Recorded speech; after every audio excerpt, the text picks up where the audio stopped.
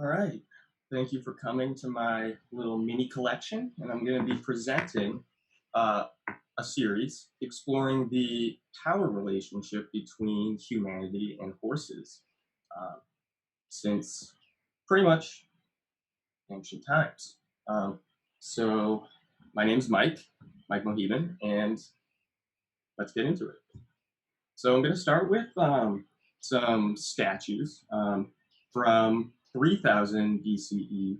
And then we're going to progress to from northern China. Then we're going to progress through the Byzantine Empire, and then the Ottoman Empire, and then European art in the depiction of the horse. The last three pieces I'm going to talk about were all from Europe, and they were from similar time periods. But I'm going to use my artistic license to pretty much discuss the differences between the depiction of the horses between the last three and how the previous depictions of horses that I'm going to talk about from northern China, the Byzantine Empire, the Ottoman Empire, have informed the later depictions of the horse in the classical, idealist, and neoclassical styles. So let's get right into it. Let's begin with the belt plaque in the shape of a crouching horse. And this is a sculpture from northern China made of silver from around 3000 to 1000 BCE.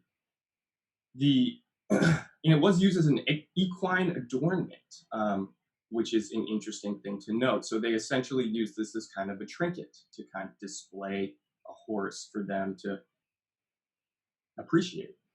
And getting into the analysis of it, we can see that there is some idealism incorporated into the sculpture here, right? We're seeing some highlights of the muscular features of the hindquarters of the horse. We're seeing it's a little bit twisted in an unnatural way.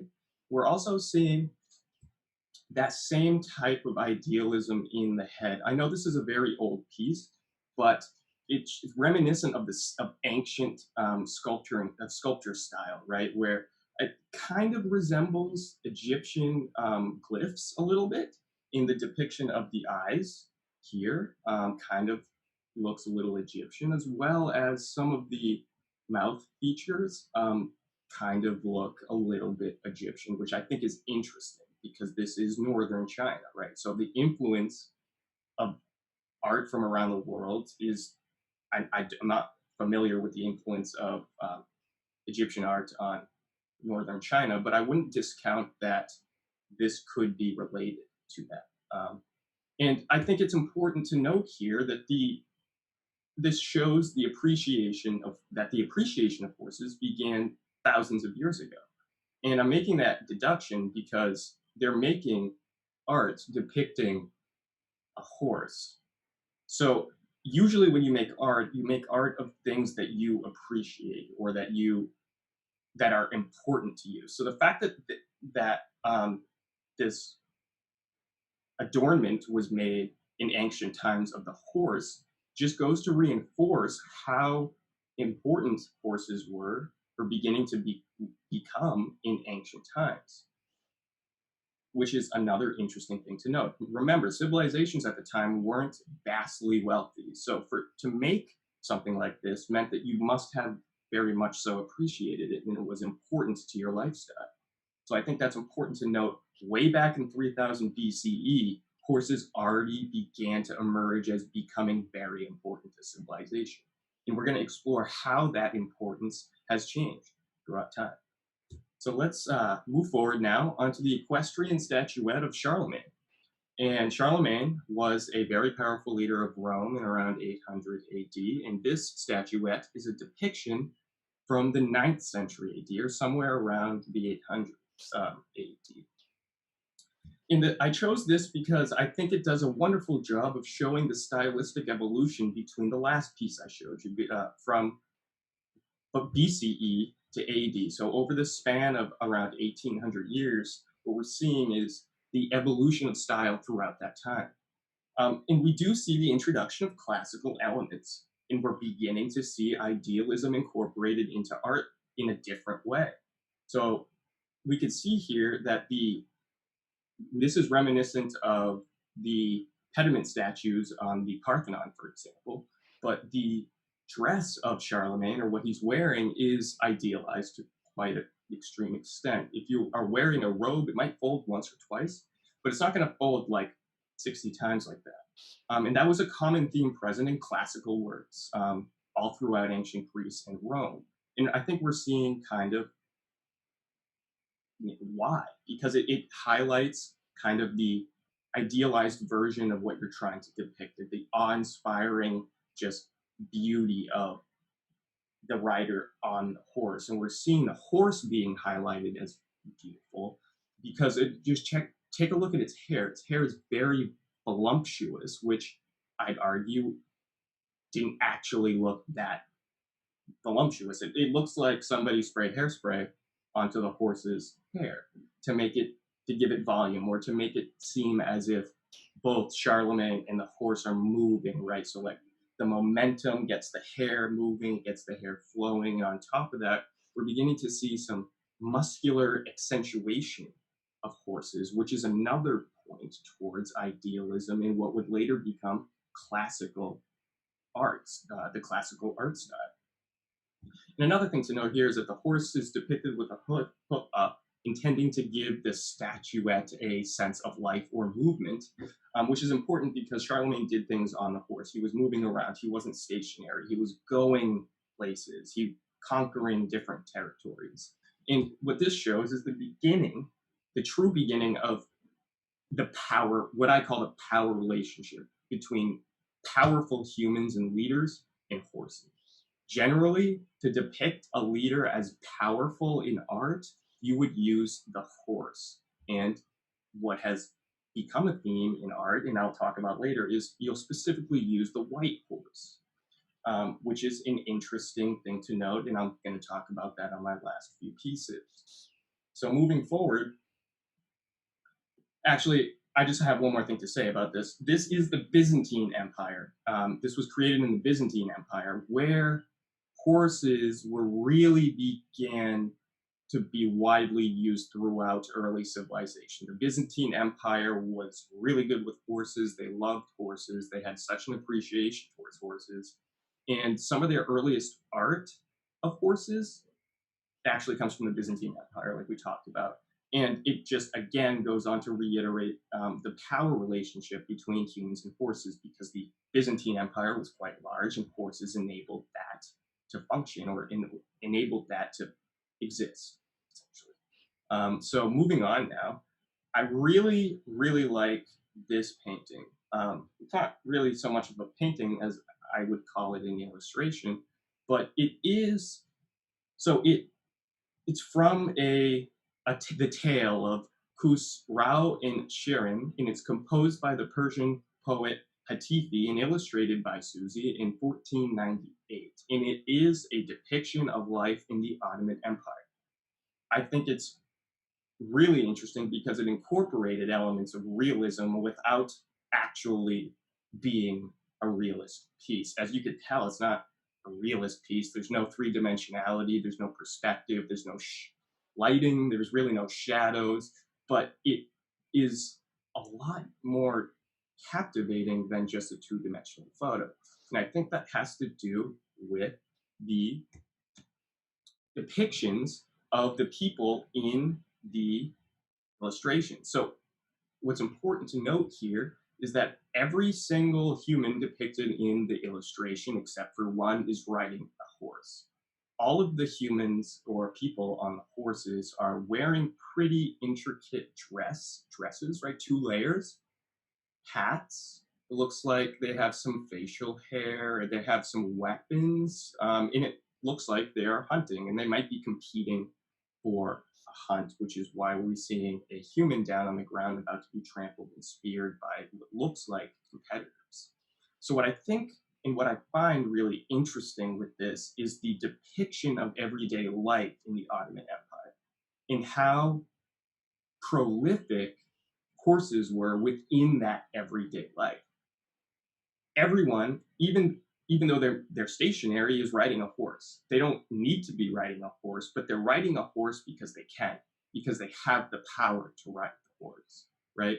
And the man that's not riding, or the man that's on the ground, there's no horse anywhere around. I can't imagine that there's a horse he's fallen off of or something like that. It just seems as if because he doesn't have a horse, he's being completely trampled by everyone with a horse and even the animals. So the animals that are being hunted are also trampling the man without a horse. And I think that's really interesting. So horses were so powerful and strong to the Ottoman Empire that you were seen as weaker than the animals you were hunting if you didn't have a horse. So let that sink in for a second. That's a huge, huge respect for horses and the utility they provide to the civilization. And again, I'm going to say there's little idealization here. And it's just simply a depiction of daily life in the artistic style prevalent in the Ottoman Empire at the time, which could have been a lack of perspective. But again, I'm not an expert on Ottoman Empire art history, so I'm not 100% sure if this is on par with the style of the time, but I would assume that it is. So I think this is important as it highlights how important horses were just to everyday life without the inherent power relationship, although it is depicted here quite well. I just wanted to illustrate how essentially if you didn't have a horse, you weren't seen as powerful whatsoever. You were seen as weaker than the animals you were tasked with hunting, which speaks volumes. I can't even find the words to explain how large of an impact that in and of itself has at the time for discussing the importance of horses as it refers to humanity over time.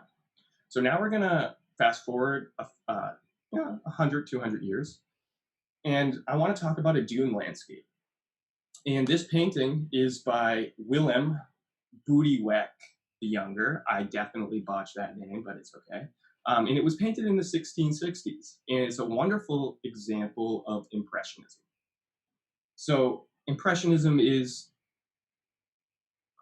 an artistic style that focuses on an accurate depiction of what's going on as opposed to idealized, as in the classical style. And I think this is a really good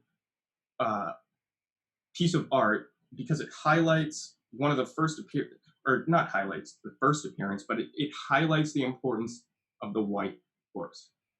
So this is a vast landscape, and in the middle is a white horse.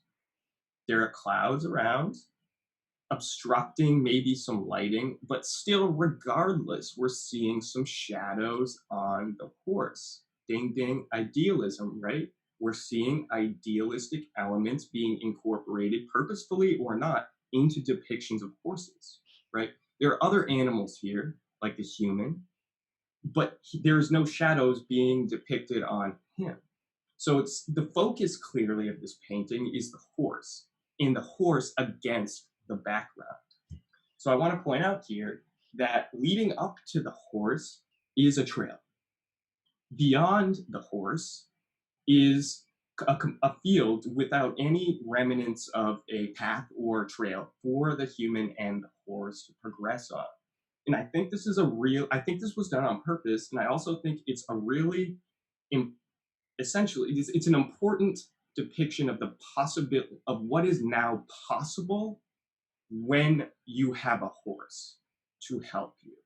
So what I mean by that is essentially in the past, if you didn't have a horse and you were standing there, you would look at the vast amounts of land in front of you and not know how you would cross that in a decent amount of time efficiently without potentially risking your life. But what we're seeing here is the horse is conveying the idea that now vast distances can be traversed relatively easily with the utility of a horse. It's only one man. It doesn't seem like he's carrying too much supplies with him wherever he may be going. It also doesn't seem like this is his personal land. It seems as if he's traveling through, which would have been almost impossible to do without a horse. And I think that's what's the takeaway image here. There's no path forward. There's no defined path forward. And this goes to reiterate that there's really no obstacles or that you can't traverse anymore with the utility of horses. Horses are so useful that you can pretty much do anything, is what this painting conveys to me. And I really like that sense. And I think that as we move on through time, that feeling of the wonders that are now attainable to us with horses is only going to increase as we continue. And I think that's a wonderful segue into the Horse of Marley, which was sculpted by, I'm going to butcher this, Guillaume Cousteau the Elder between the years of 1743 and 1745. So this right here is a wonderful example of classical art, or classical stylistic depictions of art or figures. Here we're seeing a classical or neoclassical idealist depiction of, I'm not exactly sure who it's depicted of, but clearly the depiction is of somebody who's in an immense position of power. The horse, what I wanted to focus on here with the horse is that the horse is idealized, I'd argue, to a higher extent than the human portrayed. So looking more closely at the statue, we could see the extreme hyperbolization of the muscles of the horse here. We're seeing pretty much idealized, extremely muscular, almost unrealistically muscular depictions of the horse. Just take a look at his neck. His neck is so muscular and thick here at its widest point that it's almost as large as his snout or his nose. And as well, on top of that, is just the physics-defying nature of his extremely flowing Poseidon-like hair, right? So the horse here is being idealized to a greater extent than the human. But that's not the only thing that is going on here. So you got to remember that this was commissioned by Louis XV of France, an extremely powerful leader. So obviously the artist wanted to convey an extreme amount of power, that on par with Louis XV's power. So he did that by idealizing everything to such an extreme extent that it became just it's just awe-inspiring and wondrous, honestly, to look at. And I wanted to focus on the human as well, because what we're seeing here is the male presented nude, which is a purest form of idealism. And we're seeing that with the horse as well. The horse has no dressings from what I can see and is completely nude. And I think those two facts complement each other in the terms of the power relationship between the horse and the human, because with both of them nude being depicted as ancient Greek gods were depicted, for example, again on the east pediment of the Parthenon, we're seeing here the same thing but applied to the relationship of humans and horses. With that horse, that human has become so immensely powerful that nothing can stand in his way, right? Without that horse, he's just another guy. And I think that's important to consider. And another important thing to consider is this is depicting the human having trouble controlling his horse. And this just reinforced the extremely awe-inspiring, majestic nature horses had to people at the time, around the mid-1700s, and how important horses were to those in positions of power.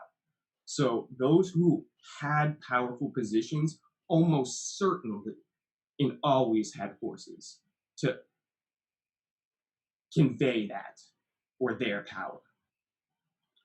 So taking that theme and continuing with it, we have Eugene Delacroix's Lion Hunt, which is a wonderful impressionism mixed in with some idealism, but I'd argue the idealism is the with how with the not the style, but with the overall depiction of what is going on, the plot of the art, if you will. So the power of the horse again is highlighted again. But what I wanted to focus on is the types of animals that are being depicted here. And again, this is a depiction of an event in the Middle East, so it's not within Europe, so which is why lions are present. But I wanted you to think about the power need required that one must have in order to defeat a pride of lions. Lions are just revered as super strong apex predators, right? But this lion hunt by Delacroix does a wonderful job of depicting how even though that pride of lions are apex predators, they're absolutely no match for the human and the horse. And I think that's important. That's an important message to consider when we're talking about the power of horses and humans. We always think of lions as being ridiculously powerful, but this piece is depicting the ease at which humans with the power of horses can defeat the super strong apex predator. And honestly, the lion here, he looks a little bit scared. So there is some idealism in the depictions of the emotions of the animals, and as well as the horse here. We could see the horse is in an unnatural position. It's idealized. We could see, although this piece isn't highly detailed, the one thing that is highly detailed are the muscles of the horse. And I think it's important to contrast that with the absence of muscles on the lion.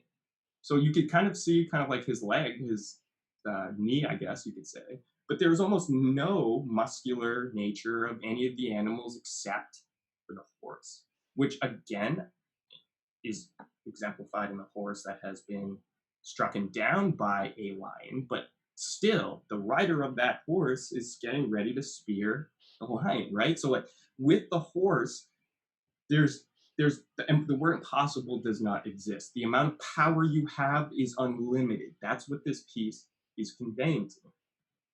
We could see, like I talked about, the lion's emotions being a little bit idealized as well, kind of as if the lion were kind of scared for its life because the human and the horse has come and it has no way to defend itself against that kind of apex predator. So that is a wonderful example of the overt apex nature that horses afforded humanity at the time, which again is further highlighted with the Automedon with the Horses of Achilles by Henry Renaud, painted in 1868. And I think this is one of the best examples of classical style mixed with realism and idealism out there. And I've actually seen this piece at the Museum of Fine Arts, and it is awe-inspiring. So much better in person. It's beautiful, and the true power of the horse is highlighted yet again. And that's really the focus of this piece. So to understand really the power dynamic being just straight, that's palpable when viewing this piece, the subject is Achilles, who's one of the most legendary figures in mythology. And what's important to note right off the bat is seems to be struggling to control his horses.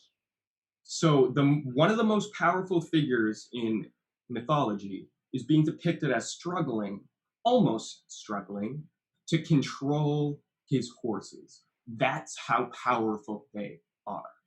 So this depiction is almost putting the value of horses near or above the value of figures in mythology.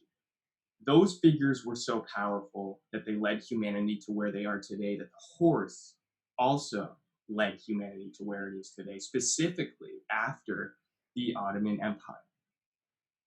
So I wanted to talk about the extreme idealization of the horse here. We're seeing the horse idealized even more than Achilles, which is another important thing to note. And it goes to speak about the importance of the horse as it related to humanity at the time.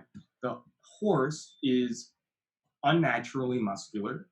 It is also has unnaturally brushed and long flowing hair, reminiscent of a god's hair. When I think of a mythological god who had beautiful flowing hair, I think of Poseidon, and we, who is one of the most powerful figures in mythology. We're seeing those elements incorporated into the horse on top of the sheer size. So the horse is crouching down, and even though it's crouching down its neck, it's still a head taller than Achilles. And on top of that, it's massive. The horse is massively long and wide and tall and is just the amount of power held in that horse so much that Achilles is struggling to control it. And the same thing goes for the other horse, although it's in the background, can't really see it as well. The same things apply. The way the horse is depicted is pretty much the same as how mythological figures were depicted. And I'm going to argue here that they're idealized more because without those horses, these figures, mythological figures, would have not been anywhere near as powerful, which is what this is depicting, which is another important evolution in the history of humanity and horses. In the beginning, when I talked about the Statuette of Charlemagne, it was more about the options or the things now possible because of horses. So the area you can now traverse because of it, and the farming or trade that can be made as a result of horses. But this is depicting, this piece here by Renaud is depicting something a little bit different. And I think it's depicting the sheer powerful nature of the man with the horse. So the nature of this, what is really being conveyed here is that there's so much power contained within the horse that you need a god in order to control, right? So that is, I think, one of the best examples of how important the horse is to humanity because its roots are in ancient times, in ancient Greek and Roman times, which is where this mythology is rooted, but it is being applied in the late 1800s. So at the time, clearly, our relationship with horses has never been better. We've been utilization of horses has most definitely progressed society much farther because of it. And what we're seeing here is that appreciation applied to mythology. So that, again, is beginning to get onto some religious aspects of the horse and how it is in its power relationship with humans. And I wanted to touch upon that with St. George and the Dragon, my final piece of the mini collection. And I apologize for the low resolution photo. The National Gallery is not too friendly with high resolution photos. I don't think that's a whole nother topic. But the St. George and the Dragon was painted in 1890 by Moreau. And it is as classical as they come, with obviously idealism in there. And it's an example of the religious deification of the horse. St. George was able to kill mythically powerful dragon with the aid of the horse, right? So the power of the dragon is immense, as we see in mythology, but it is no match for St. George on his white horse, as we're seeing here again. So I think it's important to also discuss the religious side of the relationship between horses and man. Here we're seeing a religious example where I think this is Christianity is using the horse to convey a sense of power into St. George. Again, on theme from the previous pieces as well. St. George is able to kill this dragon because he is so powerful on his horse. Nothing can compare to the power of St. George. he's so powerful, he's able to kill a dragon, a flying, essentially death machine of, you know, ancient times. So another thing that I think is important to discuss here too is the classical style of this piece. Even though it was done in the 1890s, we're seeing a little bit of fresco type style here. It's more evident on the high res photo, but this is essentially a two-dimensional gold little covering. And it's used a lot in religious depictions of saints in Christianity. And it is a classic facet of classical style. But we're also seeing some idealism, if this will move. We're also seeing some idealism in the horse, in purely the horse. I want to make that pretty clear. The human, or the St. George riding the horse, is largely in two dimensions, but the horse itself has a quite vast three-dimensional nature to it. We're seeing some shadows in its hind leg. We're also seeing muscular extenuation in its body. We're seeing a lot of different muscles that are being highlighted. And the, again, horse with a very large neck is being depicted, as well as being a white horse. So I think that's really important here, because the only three-dimensional part of this entire piece is the dragon and the horse. So that also is really important to mention. And it's also a white horse. So again, here's the reappearance of the white horse as it relates to humans in power. And those riding a white horse are able to do whatever, essentially, there is no obstacle that is insurmountable to the rider of a white horse. And that just, again, highlights the extreme nature of the relationship between humans and horses as it relates to power. There was almost no examples where riding a horse would afford you less power. Owning and riding a horse only made you more powerful. And that's what all of these pieces that I shared today depicted. And again, this was extreme classical style was done on purpose. And I think it was to highlight that the horse is the source of near infinite power. And that's a theme that we see a lot in religious type depictions, especially in Christianity. So I wanted to get back here to the slide I began on to conclude my little mini collection here, and just wanted to review or outline essentially the evolution. So we started with an appreciation for the ability of the horse and what that afforded humanity back in northern China in around from 3000 to 1000 BCE. And that evolved to the beginnings of the power relationship between humanity and horses, as displayed in the Statuette of Charlemagne from the Byzantine Empire. Moving on from that, again, but working on that, building on that same motif, is the illustration by Susi from the 1498 of the Ottoman Empire, which is the first example that I displayed today of the really deep and immense connection between powerful men or powerful civilizations and horses. It's also the beginning of the theme that I've detected throughout this mini collection of, if you are without a horse, you are extremely less powerful than even a prey animal. And we're seeing that in the depiction of the man who's being speared off the horse. Moving on, we begin to see a mixture of both of those two ideas. From Sir Willem's piece, we're seeing the appreciation of the horse coupled with the power afforded to the human rider of the horse in the vast amount of land now available to the rider. And again, we're beginning to see the appearance of the white horse here, which is just continued to is built up upon with this statue. Although it's not painted white, the stone itself, you can kind of consider it as white. So I think that's a really wonderful